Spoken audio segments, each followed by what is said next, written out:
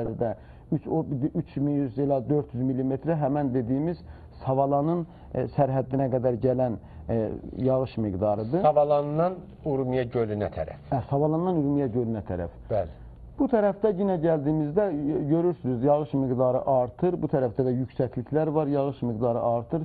600 ilə bəzən 800 millimetrə qədər Hozənin batı tərəfində yağışlar çıxa bilməkdədir. Saqqız tərəfində, yəni Zaqros dağları tərəfində, hətta buralarda bizim Hozəmizin içində o meşəlik olan yerlərdirlər də bunlar. Yağış miqdarının daha çox olduğundan dolayı meşəlik olan yerlərdilər. Bu bizim Hozəmizin nədir? Yağışı, gələn miqdarı yağışıdır. İndi Hozənin 300 ilə 400 millimetrə biz yağışını tutarsaqsa, yəni 40 illik bir yağışı hesablarsaq, Kolli Hoziyə təxminən 20 milyar ilə 30 milyar metrəküp bir yağış düşmə ehtimalini biz öngörə bilirik. Deyə bilirik ki, bizim bütün Hozəmizə 20 ilə 30 milyar metre küp, yəni metr mükəb su düşür. Bu bizim, yəni hər il. Hər il. Bu quru niyə deyirik? Bu arada çox fərq vardır. Görürsən, buradakı yağış dəyərlərinin də bir-birindən fərqli olduğunu və eyni zamanda bəzi quraqlıq illərdə bu yağış miqdarlarının azaldığını, ona görə bəlli bir rəqəm söyləmək mümkün olmur. Amma yəni, biz bir aşağı yağışı nəzərdə alırıq, bir də yuxarı yağışın ortasını nəzərdə alırıq. Deyirik ki, 20 milyar ilə 30 milyar metreküp bütün Hozənin 52 bin kilometr mürəbbənin içərisinə düşən yağış miqdarımızdır. Bu düşən yağış miqdarından nə qədri Urmiya gölünə gəlməsi lazımdır. Urmiya gölünün standart bir şəkildə, yəni ekolojik dəngənin tuttura bildiyimiz bir şərtlərdə bu düşən yağışın 4 milyar ilə 5 milyar metrə mükəbi Urmiya gölünə gəlmə məcburiyyətindədir. Bu da indi geçersek bunu, bu qrafimizdə geçersek de bu da hardan gəlir? Yine gəlirəm ki, %85'i dərələrdən, yüksək irtifalardan axaraq gəlib Urmiya gölünə yetişirlər bunlar.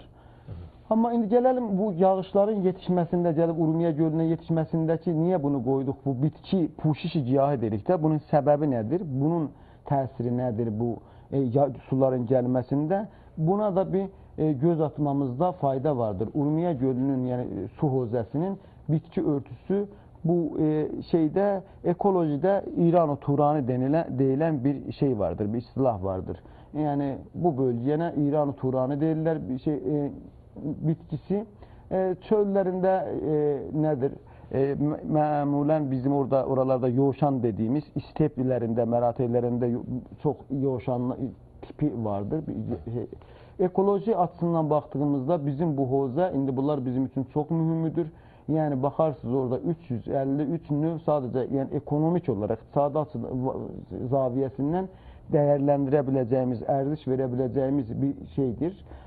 Bitki çeşidi vardır. 290 da ekolojik değeri olan. Yani ekolojik değeri olan, yani bunun birçoğunun belki genetik ərzişi olan veya oranın bumi bitkisi olup başka yerdeki o bitkilerin olacağı herhangi bir xəstəlik olduğunda buradan gen transferi yapılabilecek bitkilerdir. Onun için ekolojik bitkidir. Üst-üstə belə deyək də 643, səhv eləmirəmsə, ikisini əlavə eləsək, 643 növ giyah və ya bitki var. Bəli.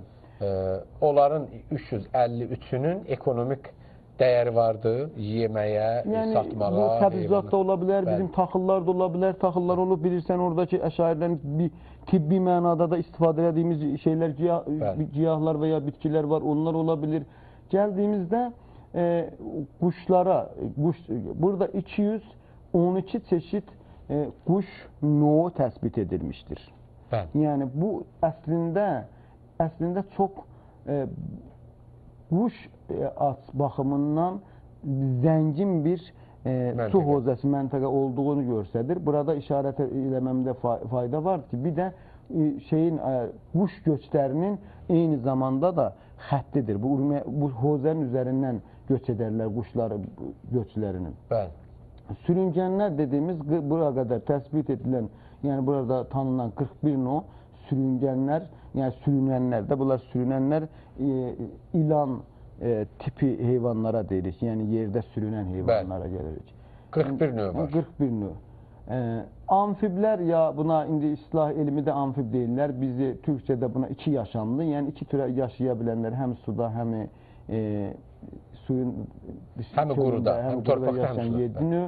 Məməli heyvanlarda, bunlarda 27 növdə bu hozəmizdə yaşayıb. Bunlar bizim hozəmizin ekolojik dəyəri, ekolojik ərzişidir. Yəni, bağışlayın, bu amfiblər farsda necə olur?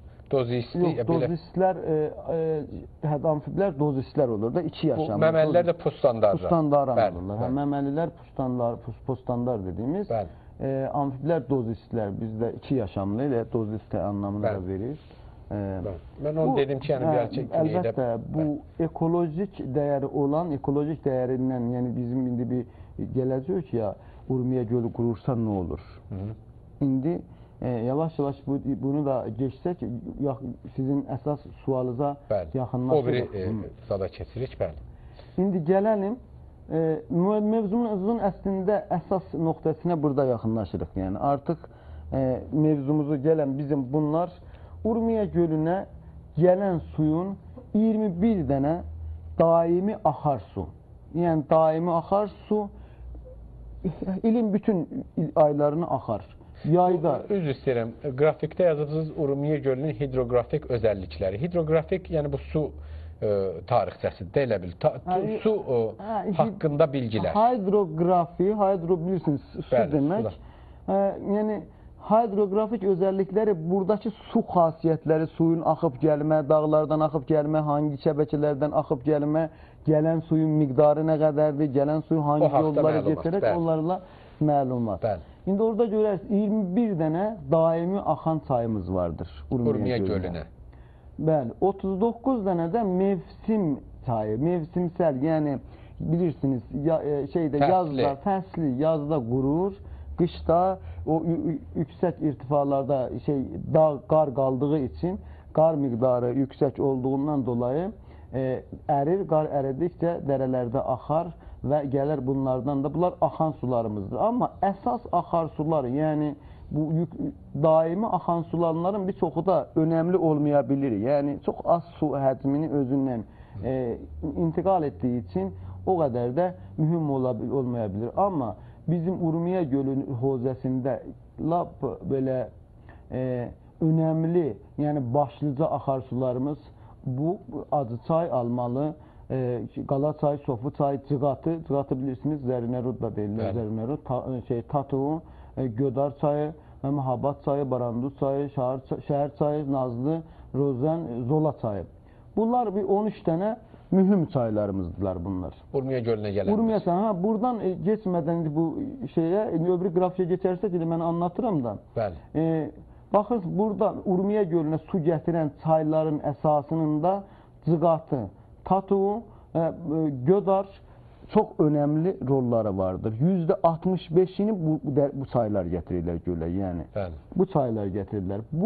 İndi bu şəbəkəmizdir də, görürsünüz, dedi, sizin indi bir başda sordunuz ha, hardan gəlir bu sular? Bəli.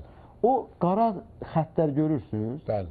O qara xəttlər dağlardan gəlib baxarsınız, hamısının yan qolları, yəni Şəbəkəhay fərisi, gəlib qarışar Şəbəkəhay əsliyən və gəlib Urmiya gölü vəsətdədir. Görürsünüz ki, ətrafdakı suların hamısı, onlar o qara xəttlər su məsirləridir. Bəli, bu əsl çaydılar bunlar. Bunlar əsl və fəri çaylardır. Görürsünüz, bunlar həm əsl çayları göstərir, həm fəri çaylar.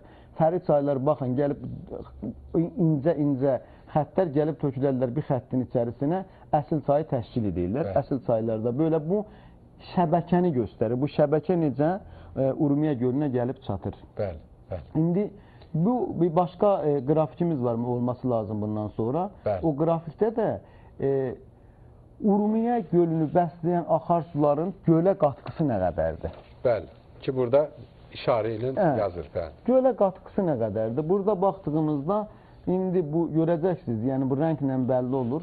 Mavi rəngin demək ki, təsiri daha çoxdur. Yəni gölə daha çox su gətirir. Ondan sonra qırmızı, ondan sonra rənglərə görə bunu biz tənzim eləmişik, ayırmışıq rənglərə görə. Bu hesablamamıza görə təxminən %65-ini Gödar, Cığatı və Tatı Urmiya gölünə gələn sularının bu 3 dənə çayın kontrolu altındadır. Qalanı digər çayların, digər yerlərdən, ayrı bölgələrdən gələn çaylar kontrol edirlər və indi siz orada da baxarsınız, görəcəksiniz bir tərəfdən də Mor dağı yazmışıq. Mor dağ Urmiya gölünə gələn suyun %1-ini kontrol edir. Yəni Mor dağı bizim mərzlərimizin, yəni Azərbaycan mərzlərinin dışarısında Türkiyənin torpaqları içərisində qalan alandır. Oradan da... Bəs Türkiyədən gələn su təqribən %1 olur. %1-dir, bəli. Keçək o biri qrafikə. Keçək o biri qrafikimizə. Urmi gölünün genel özəllikləri. Urmi gölün öz xüsusiyyəti nədir? İndi biz hozəmizdən danışdıq, hozəmin ətraflı bir şəkildə anlatdıq. İndi gələlim gölünə. İranın ən böyük gölü, yəni İran ölkəsinin ən böyük gölü. Dünyanın ikinci böyük duz gölü.